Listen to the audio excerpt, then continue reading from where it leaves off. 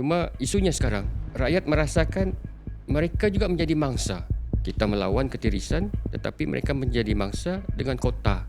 Sebab banyak faktor yang perlu kita pertimbangkan bila kita tetapkan kuota. Yang bagi permohonan flight card ni, dia ada 2 peringkat. Dia bukan satu je peringkat. Jangan apply dan dapat kelulusan tapi tak apply flight card. Sebab memang tak akan dapat. Sebab kita terima kes yang macam tu. Ini penjelasan yang perlu. Betul. Assalamualaikum dan salam sejahtera semua.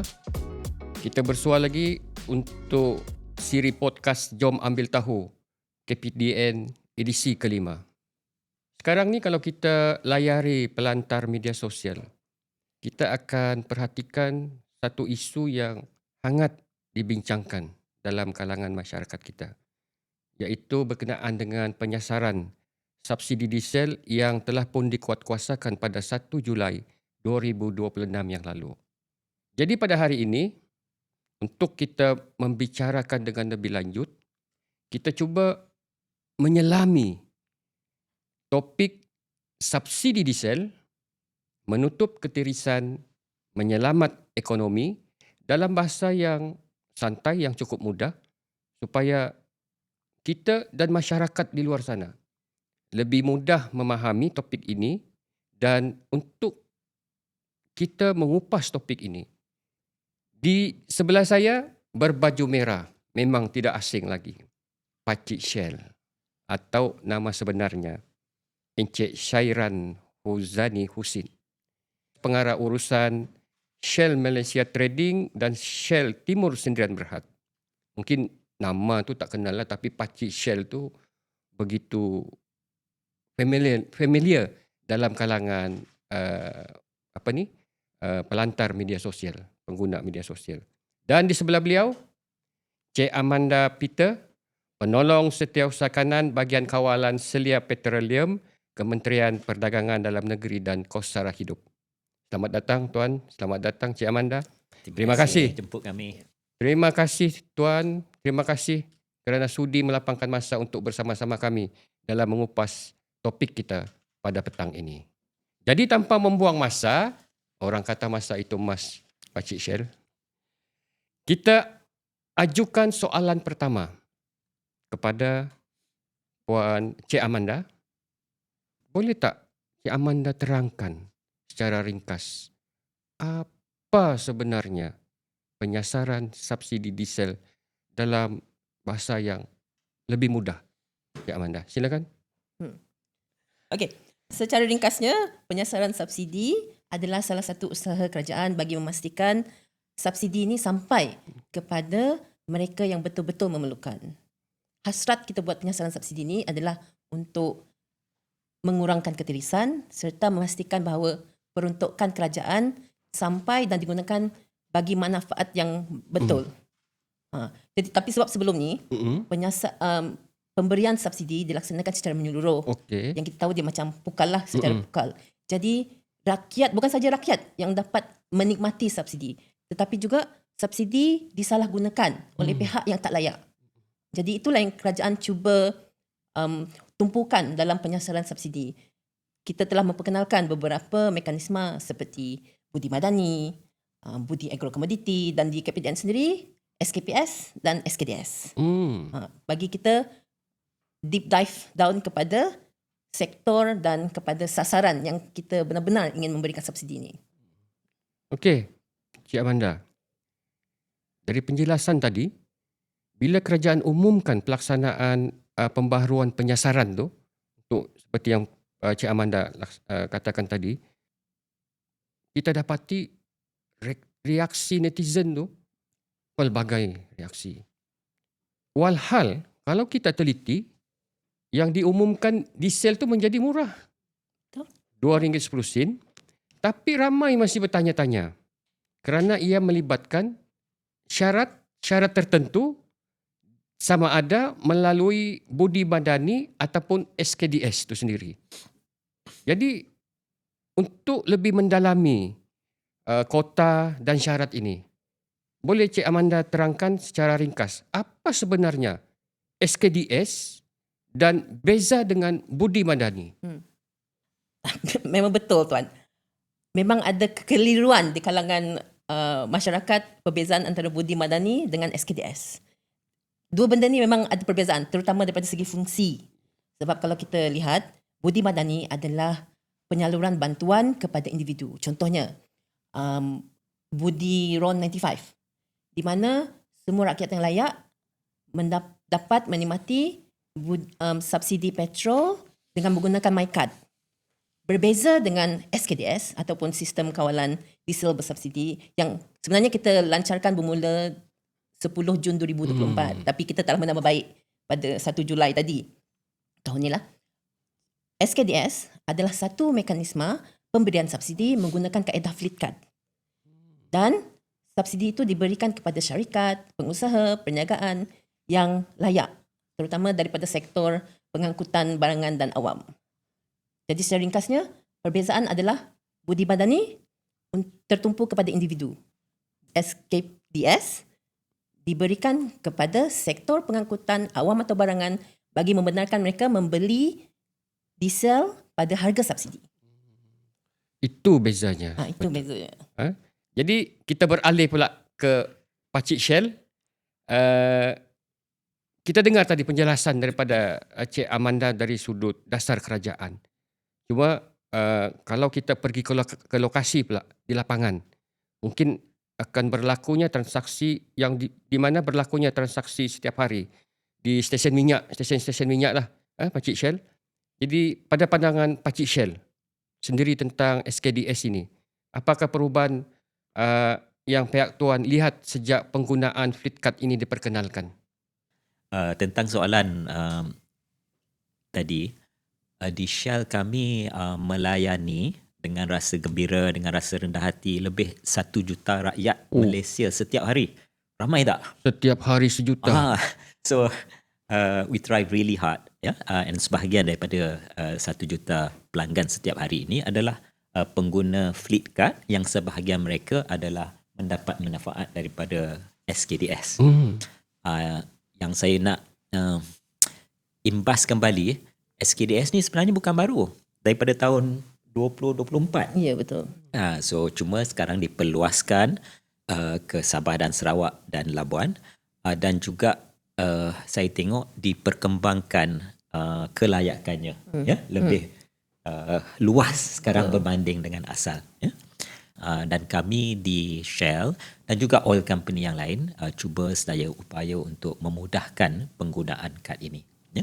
Ini termasuklah untuk minggu-minggu pertama ni di setiap stesen Shell di Sabah dan Sarawak dan di Labuan. Kami ada 165 stesen di sana yang kami sediakan khidmat bantuan pelanggan.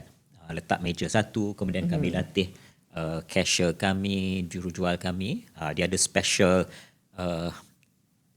pakaian seragam yang warna vest dia warna biru. Dia kami panggil apa? Champion subsidi. Untuk membantu pelanggan yang tak pasti. Mereka soalan, saya di KK minggu lepas dan sebelum tu di Kuching. Soalan-soalan yang customer bertanya, and ini kadang-kadang pakcik tu datang, saya layak untuk SKDS ke? Oh kan, kita kena tanyalah, pakcik ada syarikat ke, ada berapa van, kemudian tak, saya ada satu kereta je. Kalau satu kereta maknanya dia berbudi diesel. Kemudian macam mana nak apply, automatic ke? Kita bantulah. So customer pun senang hati. Kalau perlu penjelasan lanjut, kita tunjukkan alamat ke KPDN office yang terdekat. Betul. Ada juga mereka yang kena pergi LHDN ataupun JPJ nak Betul. tukar nama kenderaan.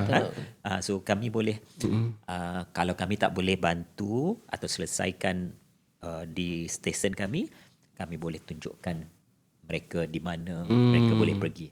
Dan untuk pendengar-pendengar di luar sana, terutamanya di kawasan Sabah, Sarawak dan Labuan, kalau tak pasti, datang Shell Station, cari yang pakai vest warna biru, kami akan bantu anda sebaik yang kami berdaya. Jadi balik kepada penjelasan tadi tu, program kita ni itulah, jom ambil tahu jet supaya jelas, jelas taklah sesat lagi menyesatkan. Jadi berbalik lagi kepada persoalan kita ni, Pakcik Shell, bila sebut berkenaan dengan fleet card SKDS, maksudnya akan ada dua harga berbeza di pump station kita. RM2.10 untuk kenderaan yang layak fleet card. Dan satu lagi, harga pasaran untuk kenderaan yang tidak layak. Ya. Jadi Pakcik Shell, jadinya bagaimana fleet card membantu memastikan diesel bersubsidi hanya digunakan oleh penerima yang layak. Tadi sebutkan harga RM2.10 dengan harga pasaran. Harga pasaran berubah mengikut hari. Ya, contohnya harga tidak bersubsidi hari ini RM397. Ya. SKDS pula bergantung kepada kategori mana, sama ada RM1.88 ataupun RM2.15. Pertama kali kita nak kena ingatkan diri kita untuk kategori yang dibantu oleh kerajaan, Ya. itu sangat membantu. Ya, sebab harga dia macam separuh. Ya. Mana nak dapat 50% diskaun untuk barang-barang biasa. Ya. So I think as a Malaysian, although I don't qualify for SKDS dan budi diesel pun tak gunalah sebab tak ada kereta diesel, tapi saya boleh bayangkan untuk mereka yang mendapat manfaat, dia sangat membantu. Ya. Penyalahgunaan ni pertamanya mungkin tak ada kaitan dengan SKDS sangat. Apa yang maksud saya ialah bila fleet card dia ada risiko asas, right? Sebab tuan punya fleet card tu ialah syarikat. Syarikat. Penggunanya ialah pekerja Pekerja. atau the driver. Ya.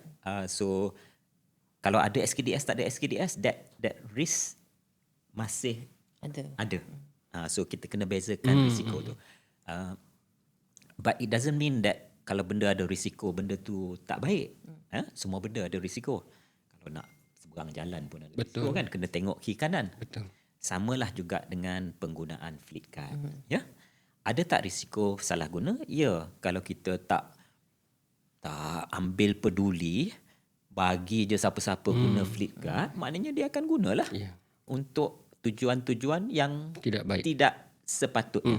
Ya. Yang tak ada kaitan dengan pengurusan syarikat. Sepatutnya untuk hantar barang menggunakan lori yang ditentukan, tapi dia swipe fleet card dia untuk kegunaan peribadi contohnya. Tetapi fleet card ni banyak kebaikannya. Contohnya kalau tak ada fleet card, kena bayar cash, lagi susah dan lagi tinggi risikonya. Ya. Dan dengan menggunakan fleet card, dia ada cara membantu untuk supervise the account. Saya bagi contoh ya. Syarikat boleh meletakkan limit berapa jumlah maksima pembelian sehari. So dia dapat kontrol lah. Nombor dua, dia boleh letak, saya tak nak lori saya isi lebih daripada 5 kali sehari. Sebab itu dia tahu keperluan dia. Kalau lebih daripada tu 6, 7 tu maknanya ada sesuatu yang tak kena lah. Ya. So there are those controls that we allow our fleet card users to set. Ya. So kena ambil cakna dan protect ourselves. Ya. Nombor 3 ialah Shell akan membantu pengguna fleet card tersebut. Di setiap stesen saya pastikan kita ada high resolution CCTV. So kalau ada kemusykilan, dia isi kereta ke, dia isi van syarikat, kita boleh tengok CCTV dan boleh menyelesaikan. So tak ada kemusykilan. Right? Sebenarnya itu dapat membantu pemandu juga. So bos dia tak boleh tuduh dia salah guna sebab CCTV tunjuk dia isi dengan kenderaan. So it actually protect both sides. So I'm happy that we are able to play that role. And the last one is Tuan bercakap tentang ketirisan tadi. Memang ada risiko, terutamanya di kawasan sempadan. Sebab tu enforcement officers, enforcement are very important. And they've played a really active role untuk mengurangkan, menyekat penyalahgunaan ini. Terima kasih. Penjelasan yang cukup mantap. Kejadian di lapangan yang kita boleh gambarkan secara mudah daripada penjelasan yang Pakcik Shell berikan tadi. Jadi kita balik kepada Cik Amanda. Jadi selain memastikan subsidi ini sampai kepada kumpulan yang layak, bagaimana SKDS ni pula membantu kerajaan mengurus subsidi diesel dengan lebih telus dan berkesan. Actually sebelum tu saya suka jawapan tadi Pak Syal. Sebab your jawapan sebab kalau daripada perspektif saya sebagai orang KPDN, kita selalu tengok daripada polisi. Yes. The compliance, the proper procedures. Tapi kalau kat lapangan tu, itu lagi valuable for us. Because experience yang kat lapangan tu yang actually membantu kita untuk menambah baik. Praktikal dia di situ. Betul. Menambah baik our anything to do with our SKDS, syaratnya ke, kelayakan ke. So those experience are very valuable for us in the ministry when it's designing policy. Now, dalam pembentukan polisi ni, dia memang sepatutnya ada faedah kepada kerajaan. In terms of SKDS, kita lihat bahawa SKDS ni dia sebagai mekanisme kepada kerajaan untuk menyalurkan subsidi kepada kumpulan sasar. I dah mention awal tadi kan. Dengan kumpulan sasar ni boleh menikmati subsidi RM2.15 ataupun RM1.88 dengan sekali tap the fleet card. That is how we control that the right person will get the subsidy. Selain daripada itu, kita juga sedang berperang dengan ketirisan. Dengan pelaksanaan SKDS ni, kita cuba kurangkan penyelewengan, penyeludupan, penyalahgunaan subsidi sel. This is the whole ecosystem of melawan ketirisan kepada sumber-sumber kerajaan. Dan yang seterusnya, kita juga lihat SKDS ini sebagai salah satu mekanisme kerajaan untuk memastikan peruntukan kewangan kerajaan itu digunakan dengan sebetulnya. Tapi saya ingin jelaskan jugalah, SKDS is only one component of penyasaran subsidi as a whole. So jadi kita berfungsi, bermain di dalam kitaran ekonomi negara juga. So memang wajar SKDS, dan sekarang ni kita ada SKPS, tapi itu pasal petrol, so isu hari ni SKDS. Kita tengok kerajaan sentiasa menambah baik. Slowly, little by little, sama ada meluaskan jenis kenderaan ataupun melonggarkan syarat, membuka kepada sektor-sektor lain. So begitulah kita lihat SKDS ni membantu kepada kerajaan pengurusan fiskal negara contohnya. Okay. Kalau kita lihat tadi, dia punya kitaran tu lah, kita saling melengkapkan lah dari segi di lapangan Shell, pengusaha minyak, dengan pembuat polisi itu sendiri. Untuk realiti dia kita tahu bagaimana nak melaksanakan tu.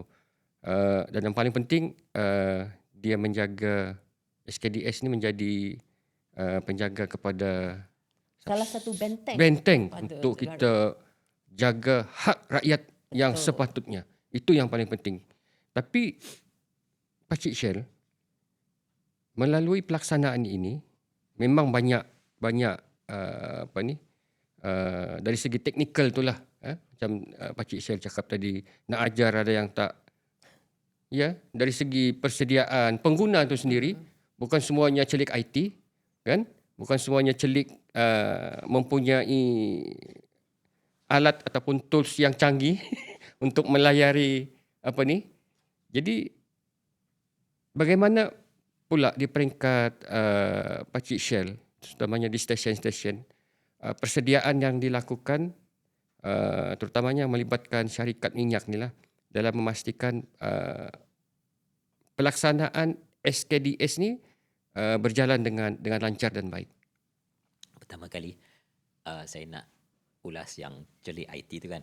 Sebenarnya tak adalah that unusual. Saya sendiri pun ada kalanya perlu tanya anak, macam mana nak buat ni kan. So that's normal. Yes. So tak adalah perlu rasa rendah diri kalau ada kita tak pasti sesuatu. So khidmat bantuan ada melalui kementerian ataupun seperti yang saya sebut tadi, boleh pergi bertanya di stesen-stesen Shell. Kami telah melaburkan masa dan tenaga untuk memberi latihan kepada pekerja-pekerja kami. Tak adalah nak cakap mereka tu expert semua benda, tapi the basic things they know, and they can point the customer to the right resource untuk selesaikan. At the back end, benda yang dalam sistem ramai orang tak tahu, untuk siapkan benda ni banyak persediaan yang perlu dipersiapkan di belakang. So contohnya untuk siapkan the fleet card tu kena siapkan secukupnya. Lepas tu tenaga kerja untuk proses application, ya. Dan saya perhatikan kita rakyat Malaysia ni ada kita ni masuk Amadan dan saya lah, kita dua-dua rakyat Malaysia kan. Salah satu habit kita, banyak yang kita yang baik, tapi satu yang kurang baiknya sikit, last minute. Ya.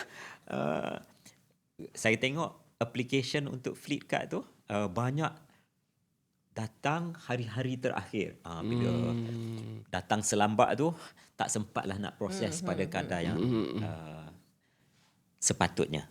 Kalau itu berlaku, kami cuba sedikit demi sedikit akan proses lah. So untuk yang masih menunggu, ya, sabar sikit, kami akan maklumkan kepada anda bila kad anda sedia, dan boleh kita beli 188 ataupun RM2.15. Ya. So dari penjelasan Puan tadi, Cik Amanda tadi, saya pasti kebanyakan daripada rakyat kita, masyarakat kita ni nampak dan melihatlah dengan jelas kenapa ketirisan wajib dihentikan. Itu paling penting lah, kita melawan ketirisan ni. Sebab di situ adanya hak rakyat yang perlu kita pertahankan. Cuma isunya sekarang, Cik Amanda, rakyat merasakan mereka juga menjadi mangsa. Kita melawan ketirisan, tetapi mereka menjadi mangsa dengan kota yang diberikan. Jadi, ialah ada pepatah kita mengatakan ibarat nila setitik rosak susu sebelanga. Jadi, macam mana Puan Amanda boleh jelaskan situasi ni, Cik Amanda? Boleh. Tapi ni sebelum saya jawab soalan tu, ada satu lagi. Kenapa SKDS perlu dilaksanakan? Yang saya terlupa nak mention sebab kementerian kita ni, Kementerian Perdagangan Dalam Negeri Kos dan kos sara hidup. Now, kos sara hidup tu adalah satu benda yang KPDN lindungi. Jadi pelaksanaan SKDS ini sebenarnya kita nak memastikan bahawa bila kita kawal harga pengangkutan, dia akan mengekalkan kestabilan kepada kos sara hidup dan harga barang di pasaran. Contohnya harga barang seperti makanan, ubat-ubatan, tiket naik bas ekspres ataupun bas sekolah. Jadi itu yang salah satu komponen yang kenapa KPDN melaksanakan SKDS. Dan kategori pengangkutan darat tu untuk pengangkutan barang-barang dapur. Betul. Ya. Barang keperluan harian. Itu yang disasarkan lah. Ya, benar. Okay. Bagi menjawab soalan Tuan pasal syarat dan kuota. Yes. Betul. Bila kita sebut pasal SKDS ni, lebih-lebih lagi bila kita sebut ada syarat, ada kuota. Ada yang dapat, ada yang tak dapat. Ada yang dapat, betul. Tapi sebenarnya penentuan syarat dengan kuota ni dilaksanakan bukan suka hati dibuat. Kita dah buat beberapa siri konsultasi, sesi labor urus bersama pihak berkepentingan seperti kementerian, agensi, persatuan-persatuan pengangkutan dan juga syarikat-syarikat minyak sebelum kita lancarkan SKDS ni pada tahun 2024. So perancangan untuk penyasaran subsidi diesel melalui SKDS ni telah dibuat sebelum tahun 2024 sendiri. Now, syarat pada masa sekarang ni kita perlu kembali kepada objektif asal dan dasar pada SKDS, iaitu SKDS menyasarkan sektor pengangkutan yang terpilih. Jadi pada asasnya dia tak semua pengguna diesel akan layak di bawah SKDS. Itu tak bermaksud kita tak peduli pada pengguna diesel lain. Tak. Kita ada mekanisme subsidi lain yang akan membantu untuk melindungi kumpulan-kumpulan yang tidak layak di bawah SKDS. Bagi syarat tersebut, kita telah menetapkan bahawa sektor yang dibuka pada masa ini adalah sektor pengangkutan awam dengan sektor pengangkutan barangan. Berdasarkan penambahbaikan, pada 3 Julai kita telah bersetuju bahawa bagi sektor pengangkutan awam kita buka kepada 10 jenis kenderaan. Dan bagi sektor barangan, pengangkutan barangan, kita telah buka kepada 25 jenis pengangkutan. Yang terkini pada bulan Jun tadilah, kita buka kepada jeep dan pickup. Benar. So, pada 3 Julai 2026, kita sekarang ada 35 jenis kenderaan daripada asal 33.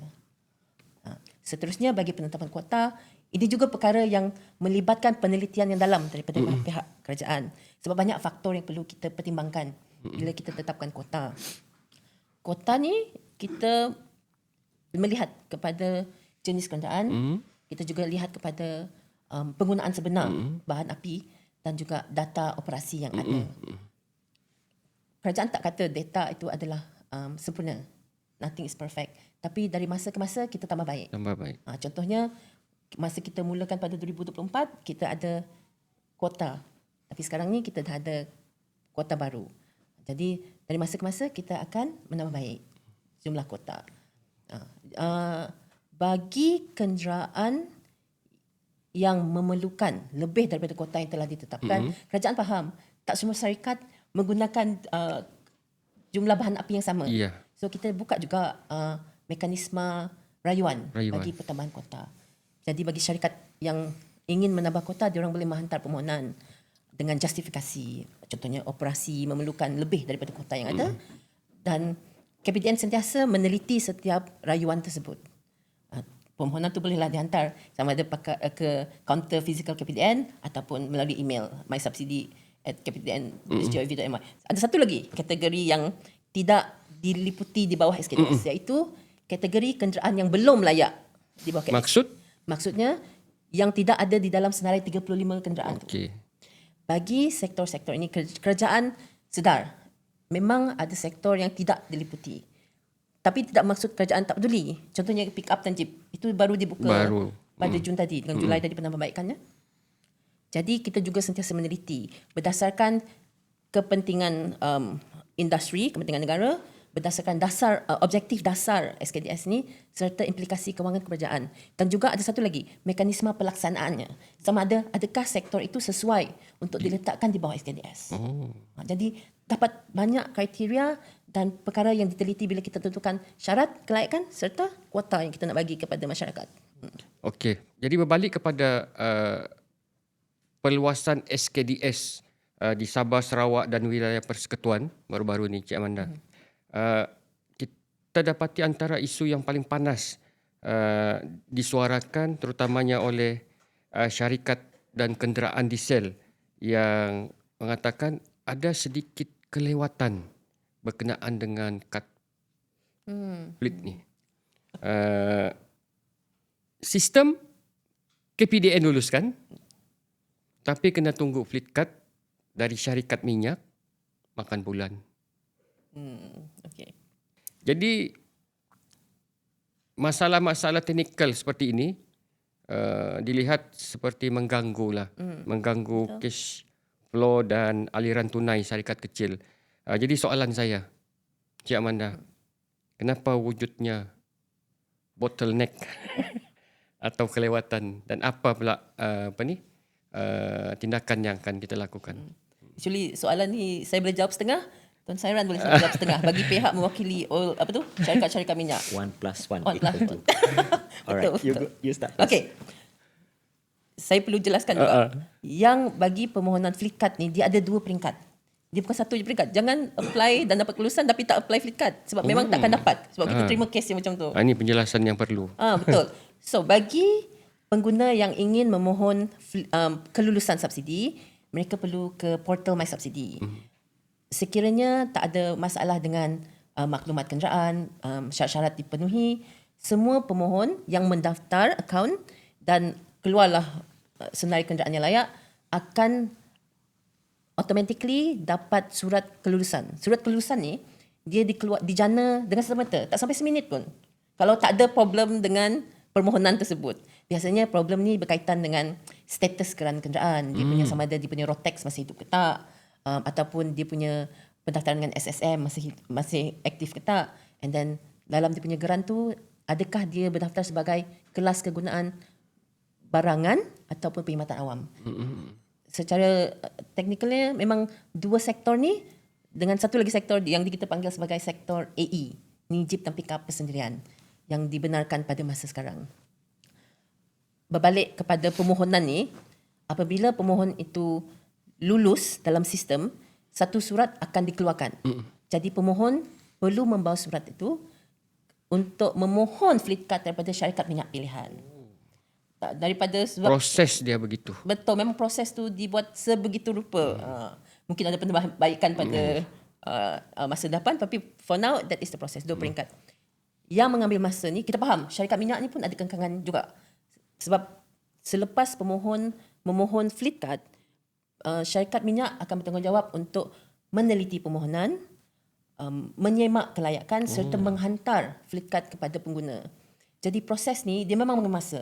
Secara umumnya kita punya FAQ, penghantaran penerimaan fleet card akan ambil masa daripada tempoh permulaan permohonan. sehingga dapat dalam 2 hingga 3 minggu. 2 hingga 3 minggu prosesnya tu berjalan. Betul, sebab lain syarikat minyak, lain berbeza dia punya proses penapisan tersebut. Yang itu bukan di bawah kuasa KPDN. So that's why kita tak kawal that portion. Tapi sekiranya ada isu, kita sentiasa terbukalah untuk membantu menghubungi syarikat minyak yang berkaitan. Contohnya fleet card tu salah hantar ataupun alamat tak tepat. Kadang-kadang berlaku. Betul. Sebab kita ni kadang-kadang ralat kan manusia kan. Jadi itulah salah satu daripada jawapan kepada kenapa tak dapat fleet card lebih awal. Maybe I pass dulu kepada Tuan Sairan sebelum I explain macam mana kita nak bantu orang yang tak dapat lagi fleet card. Okay. Alright. Macam saya sebutkan tadi, bulan 5 tu berapa kerat saja orang apply. Betul. So a lot of people actually left it at the until the last minute. Sebab mereka bukan malas, mereka tak perasan. Ya. Si saya bahasa baik kan. Nombor 2, mereka tersalah faham. Ada yang kes yang macam Cik Amanda cakap tadi, dia apply SKDS dengan KPDN, dapat surat dalam PDF format tu, dia pun tunggu lah. Mana kat tak dapat lagi ni? Betul, 6 bulan. Kita ada kes sampai 6 bulan. Sampai 6 bulan. Kemudian ada yang pergi kat KPDN. Ada yang datang pada saya cakap, kenapa saya belum dapat? Bila kamu apply? Tak ada apply. Ya tak apply mana nak dapat je lah. Betul. Yeah. But I don't want to say that we've got a problem. Ini adalah kebiasaan bila kita berlaku musim peralihan. I think we should be patient with each other, with everyone. After all, we are all Malaysians. We are doing this untuk negara kita. Buat apa nak perlu marah-marah? Betul. Kalau saya apply lambat sikit, saya kena sabar sikit lah. Satu lagi, bila upload application tu kan, kita ada 2-3 dokumen yang perlu disertakan. Bila syarikat minta dokumen begini, bukan sengaja nak susahkan. Contohnya SSM registration. Sebab untuk pengeluaran kad, kami mesti patuhi undang-undang yang termaktub dalam BAFIA, Banking Act. Yes, Sebab Banking fleet card ni adalah sebahagian daripada perundangan. Bank negara, akta bank negara. Ya, kita perlu patuh. So, mesti attach that. Bukan saja je nak minta surat beranak lah. Tak ada lah. Kami minta minima yang perlu. Tapi ada yang tak upload. Bila tak upload, tak lulus lah. Kena resubmit. Satu cadangan untuk kemudahan. Kalau tak perlu credit limit, apply for cash card. Cash card senang sikit. Tak payah submit bank statement and tak payah credit rating. Boleh terus luluskan dengan kadar yang cepat dan insyaAllah kami akan proses dalam masa 2 minggu. Kalau paling lambat pun sebab search tadi mungkin makin ambil sikit masa. But we will get it. Tapi Cik Amanda ada nak sebut something. Kalau yang terlambat dapat tu, saya rasa ada sesuatu yang boleh membantu. Betul. Berkaitan dengan tulis juga Tuan, yang pasal tadi kita cakap pasal salah isi. Itu sering berlaku tu. Dalam kita punya call center ataupun kita punya email, kita selalu terima dia salah isi kategori. Dia nak minta diesel tapi dia terisi petrol. Ataupun dia sepatutnya isi di bawah kategori syarikat tapi dia isi di bawah kategori koperasi. Contohnya. Kita ada yang berbeza. And actually yang Tuan cakap tu betul. Kalau tak dapat fleet card, another option adalah cash card. Sebab kedua-dua kad ni dia bagi you masih dapat menikmati. Masih lagi dapat harga SKDS dengan harga subsidi. Benar. It's just 2 jenis kad yang berbeza je dia punya fungsi apa tu? Satu ada credit limit, satu lagi betul. Macam kita punya telefon lah, ada prepay, postpay. Betul. Kalau prepay tu senang je lah. Senang. You top up lah, habis top up. Now, pasal perluasan ke Sabah, Sarawak dan wilayah Persekutuan Labuan. Sebenarnya pendaftaran dah dibuka daripada Mei, 4 hari bulan Mei. Ya, tapi kita tak laksanakan lagi SKDS di wilayah tersebut. Jadi bila kita tengok trend pendaftaran, memang pada awal tu memang tak tinggi pendaftarannya. Tapi bila kita announce je kata SKDS, harga Sekian-sekian. diesel akan diapungkan seluruh negara bermula 1 Julai. Hujung Julai tu Baru menggelabah. disebabkan SKDS dah dibuat di Semenanjung sejak 2024, kita mungkin kata tak ada kelebihan, tapi tak, sebenarnya kita dah buat dah dulu. Contohnya SKPS yang kita buat tahun lepas, kita ada bagi tempoh peralihan. Kita membenarkan kemudahan tuntutan bayaran. Bagi Sabah, Sarawak dan wilayah Persekutuan Labuan, kita ada buka bagi pemohon yang telah memohon pada atau sebelum 30 Jun 2026 akan layak untuk menuntut pembayaran tunai sementara dia menunggu flikat sampai. Ataupun kelayakan tu akan berkuasa daripada pembelian daripada 1 Julai sehingga 30 Julai ataupun sehingga flikat sampai. Yang mana satu lagi awal lah. Maksudnya pembayaran balik tu Cik Amanda dia sertakan dengan bukti jugalah Ya, semua. perlu disertakan dengan bukti. Kata saya telah surat tadi kan? Saya telah mendaftar SKDS sebelum 30 Jun. Itu yang melayakkan untuk menuntut pembayaran tunai itu nanti. So pengguna-pengguna yang telah buat sebegitu dan belum lagi menerima flight card, simpanlah resit yang ada.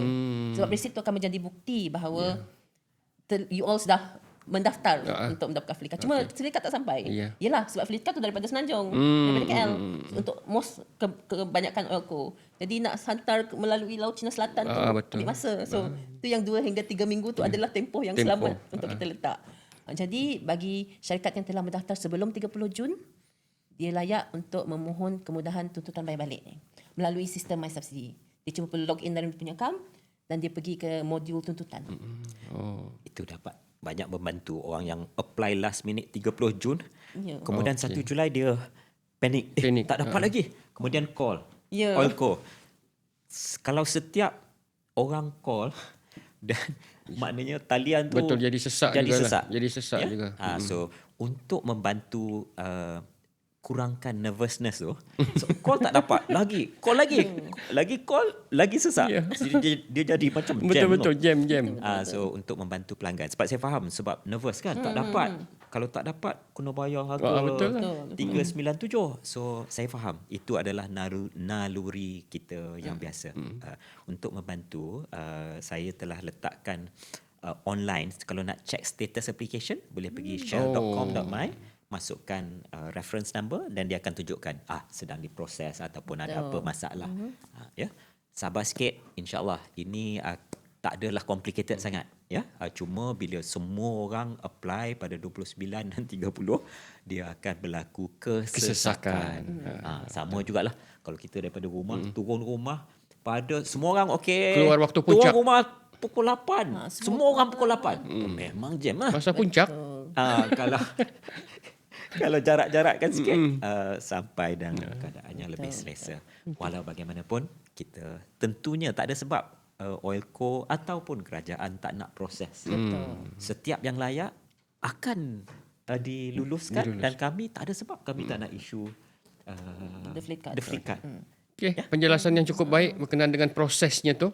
Jadi balik kepada Pakcik Shell juga. Bila kita cakap dengan penggunaan flight card ni, permohonan tu, ramai juga yang bertanya, adakah mereka bebas memilih syarikat minyak untuk mendapatkan flight card tu? First, pengguna, KPDN menjaga kepentingan pengguna. Saya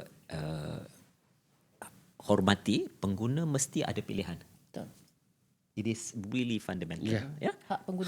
Hak pengguna. Yang KPDN jaga. Hak pengguna, salah satu bebas memilih. Pandai saya. Itu hak yang saya sangat hormati. Cuma tugas saya sebagai syarikat minyak memastikan mereka memilih saya antara salah satu daripada tiga. Itu kami lakukan dengan menyiapkan persediaan asas di stesen, bukan sahaja pam minyak, tetapi tandas yang selesa, surau yang bersih, alright, dan berbagai-bagai, tersentuh pula, berbagai-bagai aneka di dalam kedai. Ya. So bila dah cantik macam tu, harapnya salah satu daripada 3 pilihan tu customer akan pilih lah. Kalau tak silap saya, pilihan itu dibuat di dalam permohonan Betul. KPDN. Permohonan asal. Bila dalam surat kelulusan tu dia akan ada pilihan 1, pilihan 2, pilihan 3. Dan daripada surat tu dia akan guna untuk apply for the fleet card. Maksudnya bebas lah. Ya. Tidak terikat lah dengan apa ni kan mana-mana syarikat minyak lah. Maksudnya begitu tu. Benar. Pakcik Syel lah. Ya. Okey. Jadi Puan Amanda, balik kepada Cik Amanda lagi.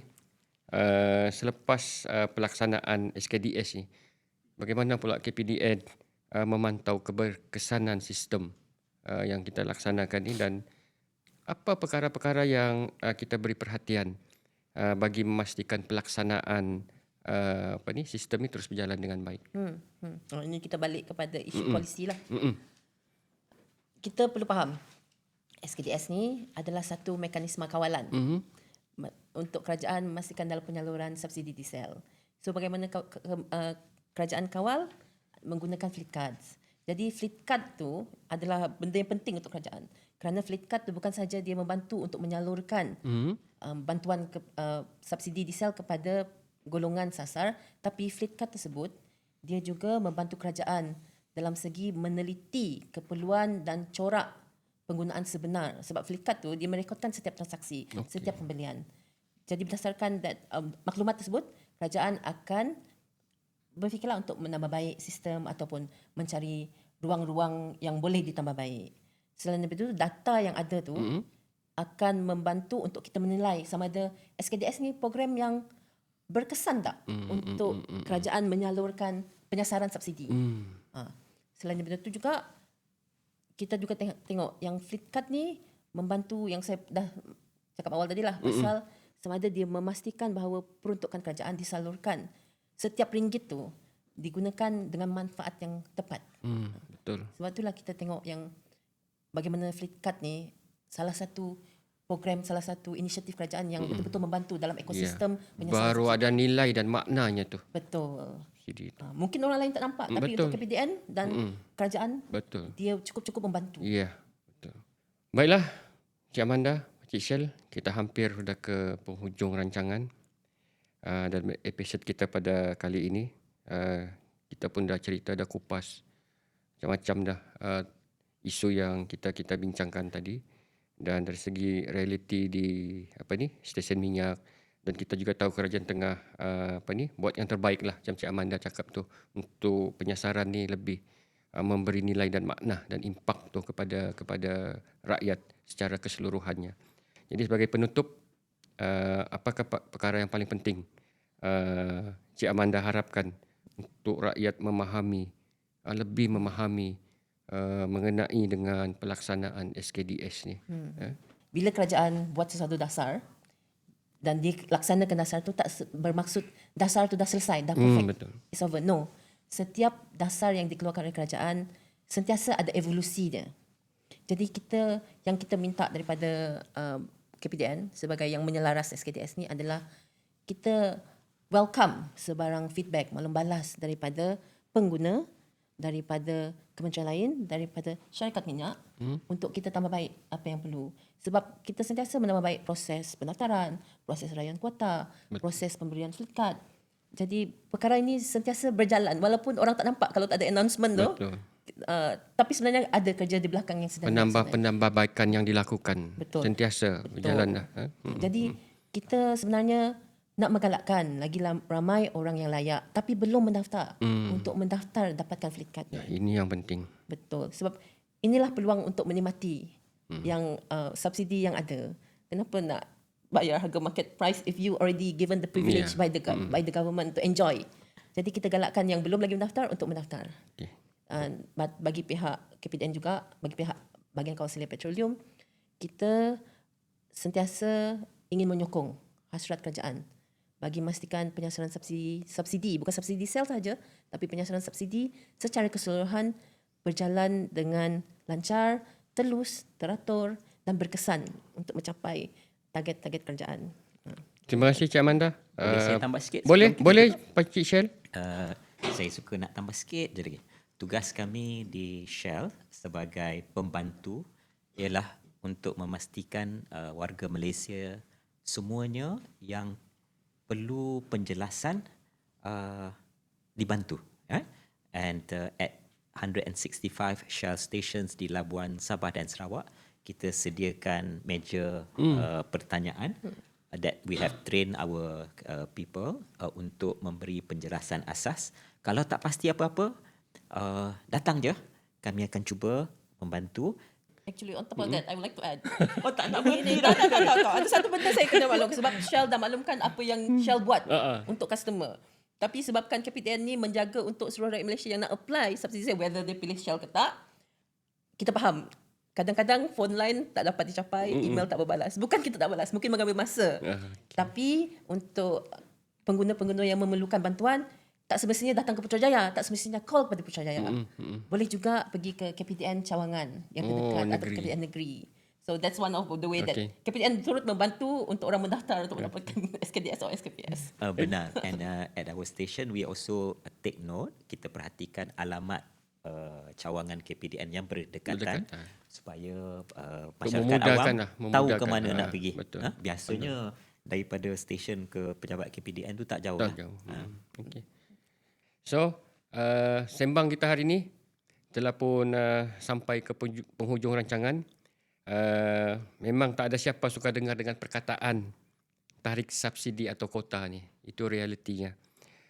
Tapi persoalan yang kita kena tanya balik kepada diri kita, sanggupkah kita biarkan berbilion ringgit duit cukai kita dirompak hari-hari oleh sindiket sempadan dan pendatang asing, semata-mata sebab kita nak kekalkan sistem lama dan rasa selesa dengan sistem tersebut. Terima kasih sekali lagi kepada panel jemputan kita, Pakcik Shell dan Cik Amanda, yang telah mengupas isu kita pada petang ini dengan cukup baik sekali, jelas, dan jangan lupa kita mohon juga kepada penonton-penonton untuk berkongsi episod ini dengan kawan-kawan supaya lebih ramai yang faham dan tidak mudah pula melata. Kita jumpa lagi dalam episod akan datang hanya di podcast Jom Ambil Tahu. Kalau bukan kita, siapa lagi? Kalau bukan sekarang, bila lagi? Bye-bye. Terima kasih.